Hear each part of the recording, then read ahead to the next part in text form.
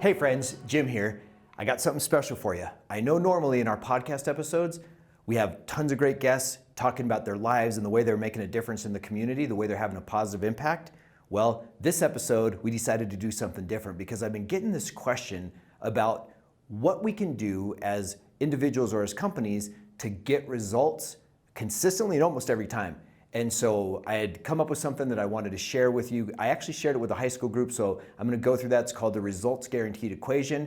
And again, it'll be a monologue. It's not very long, only about 20 minutes or so. Hopefully you enjoy it. And if you have any feedback, please feel free to let me know. And until then, continue being great.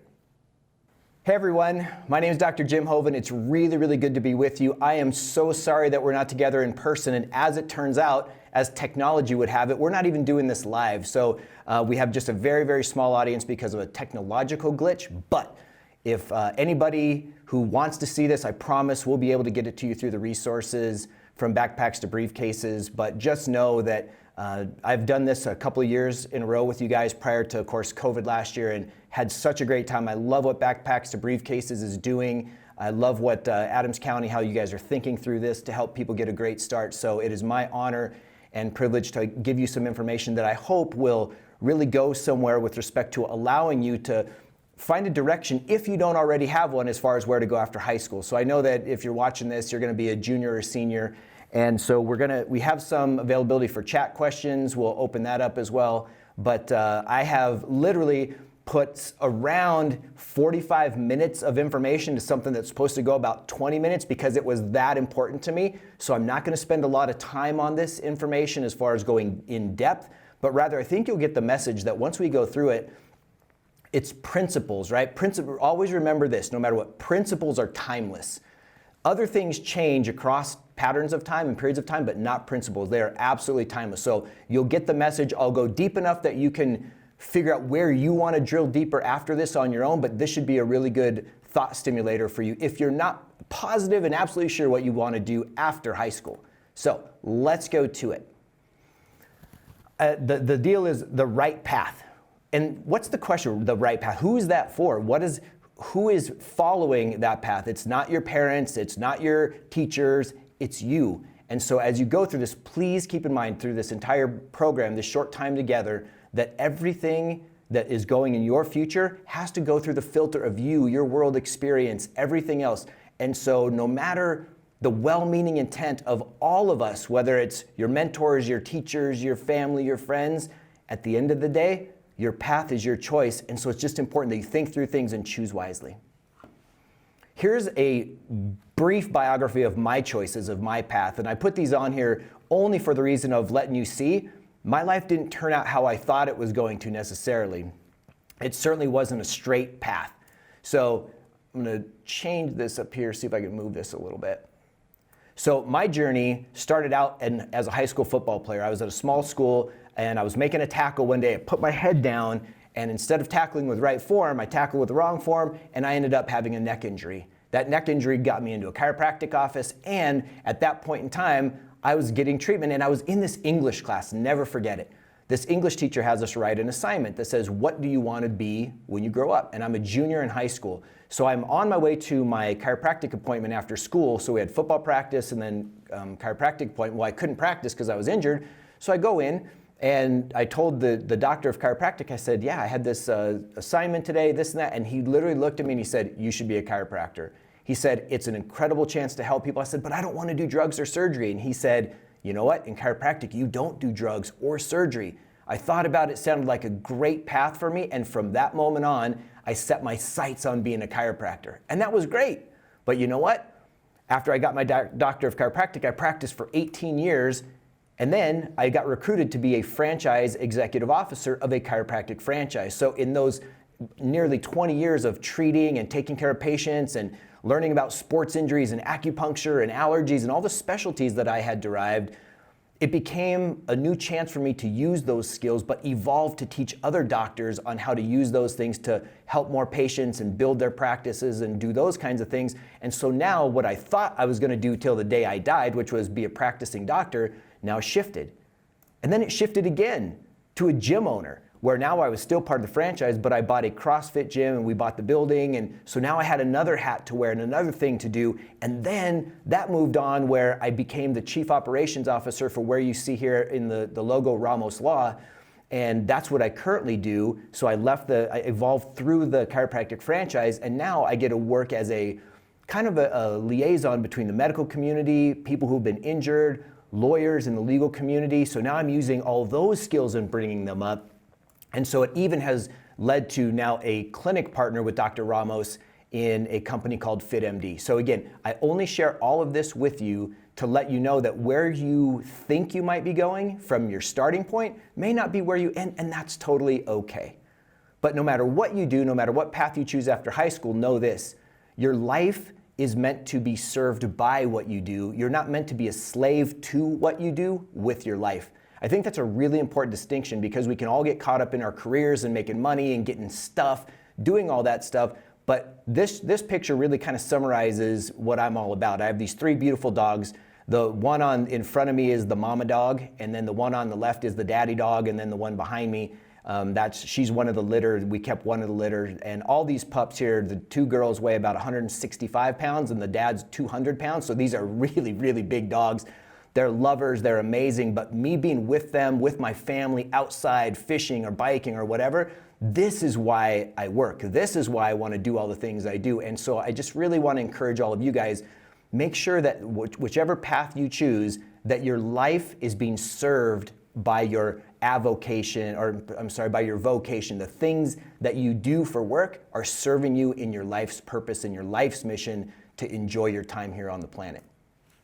Now, from my perspective, everybody that's graduating is going to go down one of 4 paths, basically. So let's talk about the paths. First, there's the college path. You can just go to whatever level of college you want, whether it's a 4-year university or whether it's a junior college up to a university, whatnot. And that's that used to be considered the standard way of doing things. We can also go through a trade school if you want to be a specialist, like an electrician or a plumber, any kind of these kind of trades. That's another option that's really, really great for folks.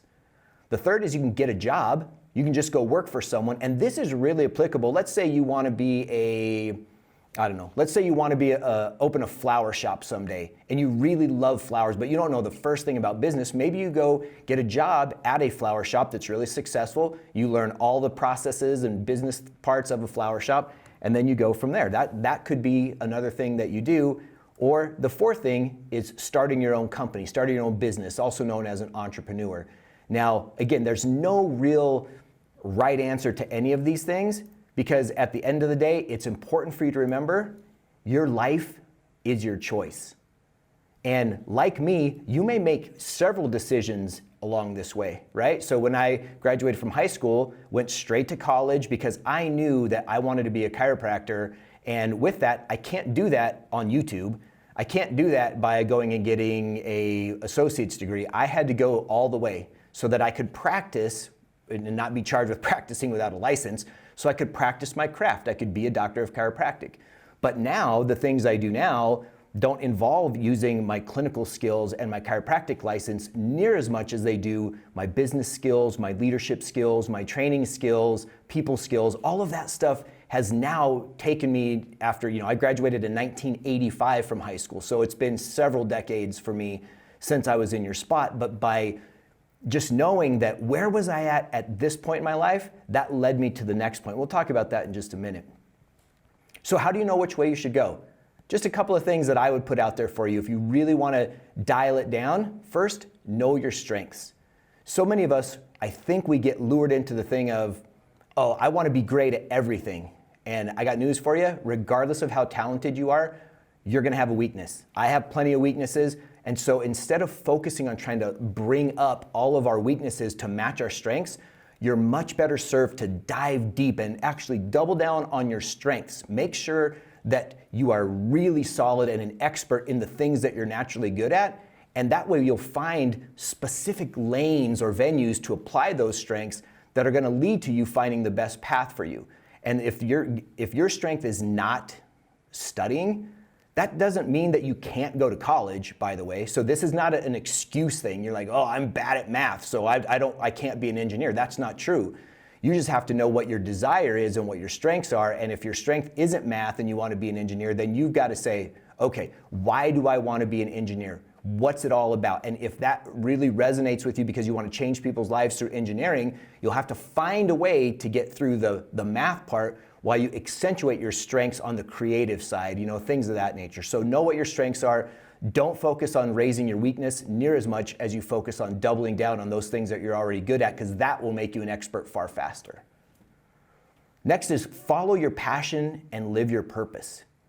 Now, at your age, I didn't have any idea what my passion and purpose was, but I thought it was chiropractic. I just thought, I'm not good with my hands with respect to fixing cars. I'm not good at building things. I'm not good at computers. But what I did know is that I cared for people, and that if I could help them without using drugs and surgery, and I could make them feel better the way that I was made feel better after my injury, I knew, man, that was something for me. But guess what? It didn't become my passion and my purpose until such time as I started becoming an expert in it. So as I went through school, I started falling in love with chiropractic. And that wasn't an undergraduate, by the way. I went to CSU, and when I was there, it was a grind for me, right? Because the science is all the stuff you need to get into chiropractic, so it wasn't my natural strength student-wise and academic-wise. So I had to really push, but my desire to be a chiropractor far outweighed my lack of desire to do chemistry and physics and biology and those kinds of things. I wanted the end result so bad I could taste it,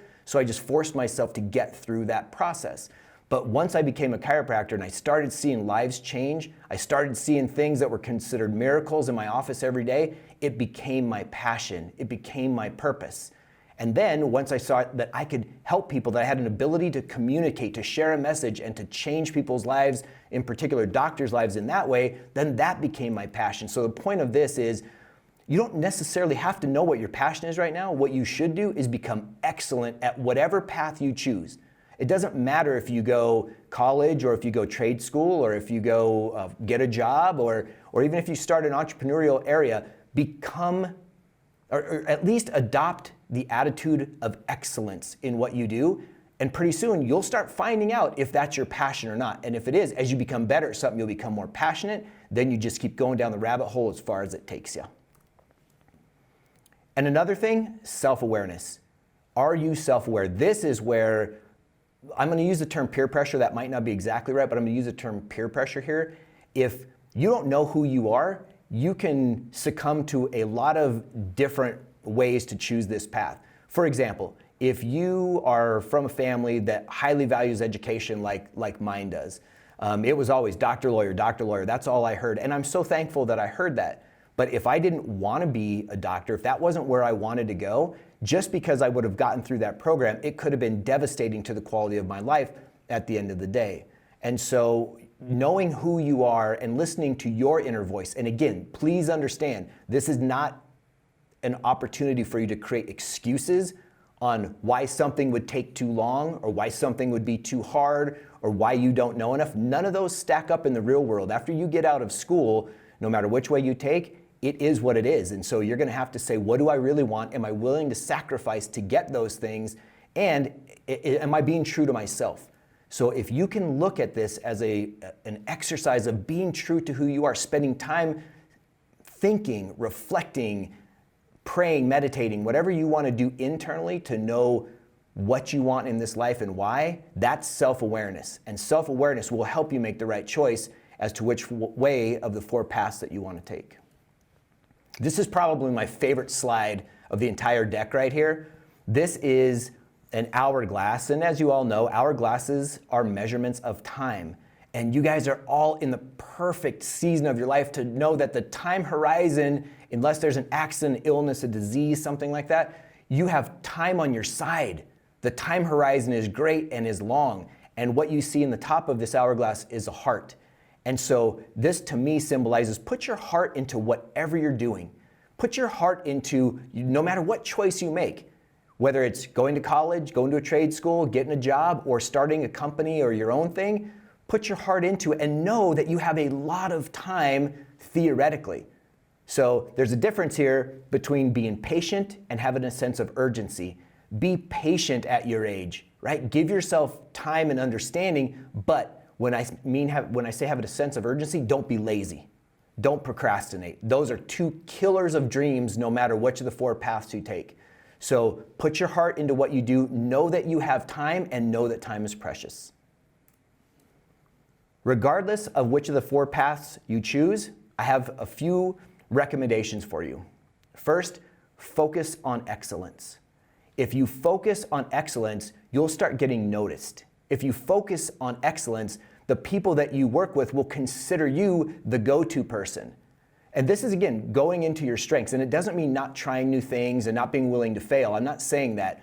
But whatever you do, even if it's not something that you're naturally gifted at, focus on excellence and you'll be able to see how far that you can take it. But people will notice. It will build confidence in you. It'll build certainty and the ability to take on new projects. So in whatever path you choose, that is a really good tenet to follow. Also, regardless of the path you choose, remember this, when you do more than you're paid for, eventually you'll be paid for more than you do. That's a quote from Zig Ziglar, and if you want to hear a great motivational speaker from the past, he's been gone for many, many years now, but he has some incredible material. Highly recommend you if you're into personal development, which you should be, that you check his stuff out.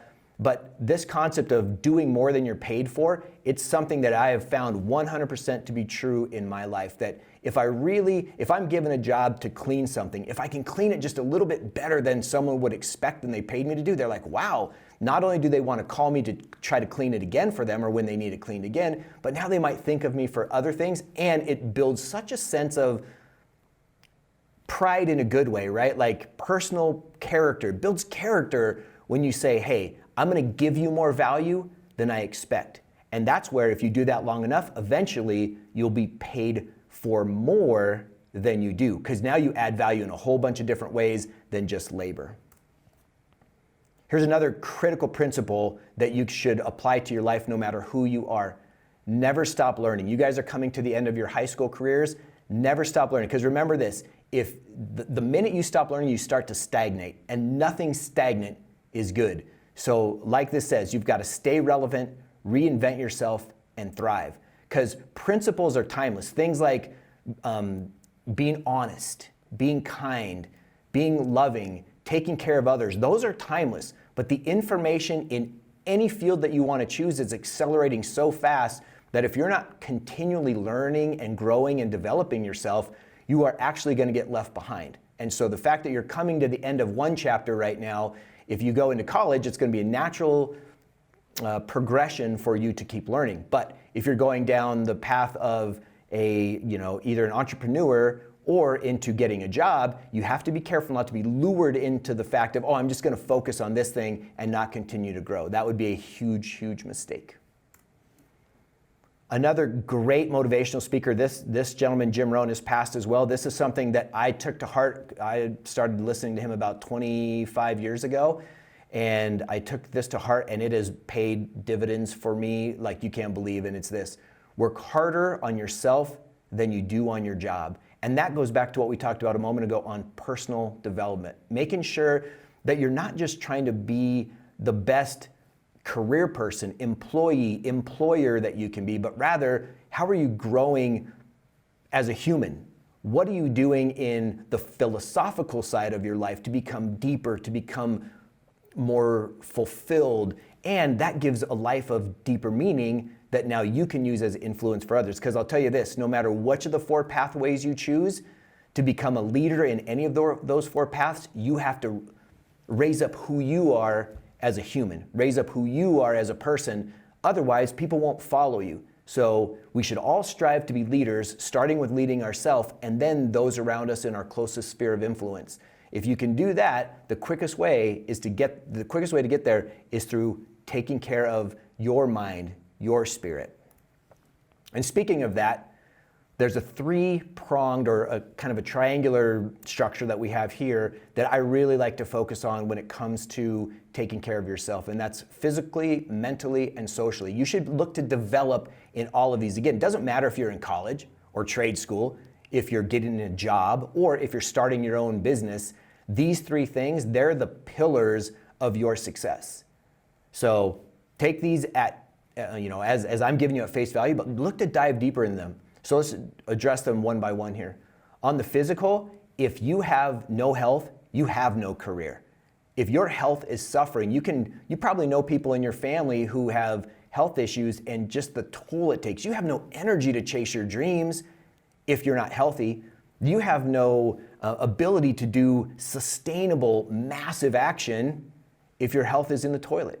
So the way that you think, right, your mental stress coping habits, big deal, right? Your eating, your exercise, how you go about movement every day, all of that's important on the physical side.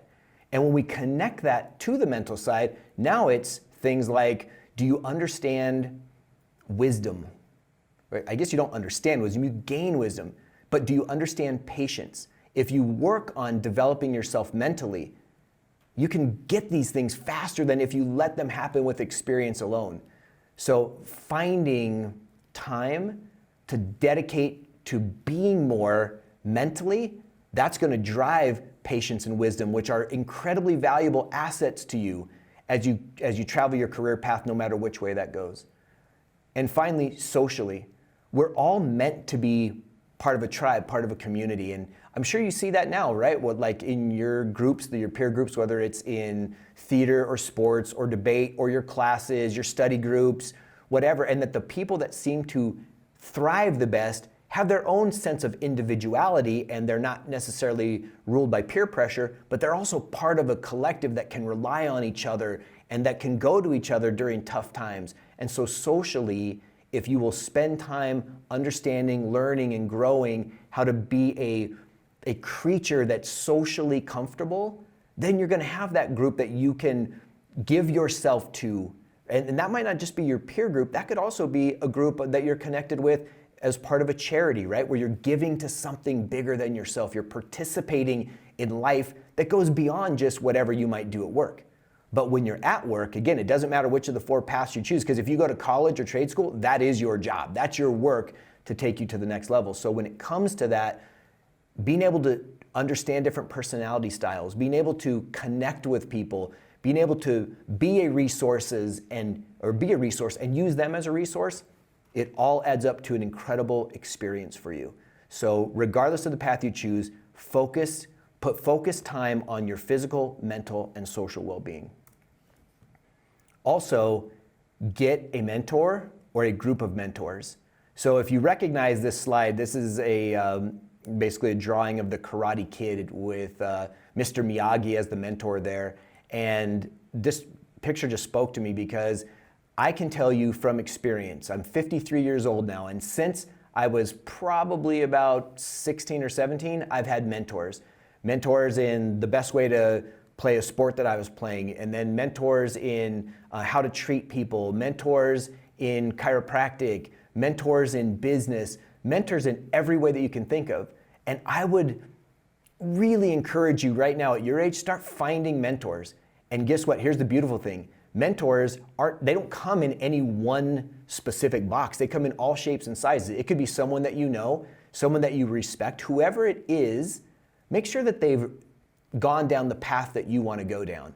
That if it's in health, here's what I'd recommend. If you can find a mentor in health, a mentor in wealth, in other words, money, a mentor in wisdom, then those three areas, if you can just find people there, someone you think is really wise and has a great ability to kind of connect the world, the pieces of the world together, and then someone who understands health, whether it's through diet and exercise, mental well-being, stress management, those kinds of things, and then money, those people will make a difference for the rest of your life. And even if you don't know them, there's so many options and opportunities now, whether it's YouTube or podcasts, any kind of videos that you want to talk about, there's blogs. So the internet has made finding mentors easy. There's courses that you can take, CDs or whatever the current technology is. You can buy programs, so there is no excuse or no lack of mentors for you.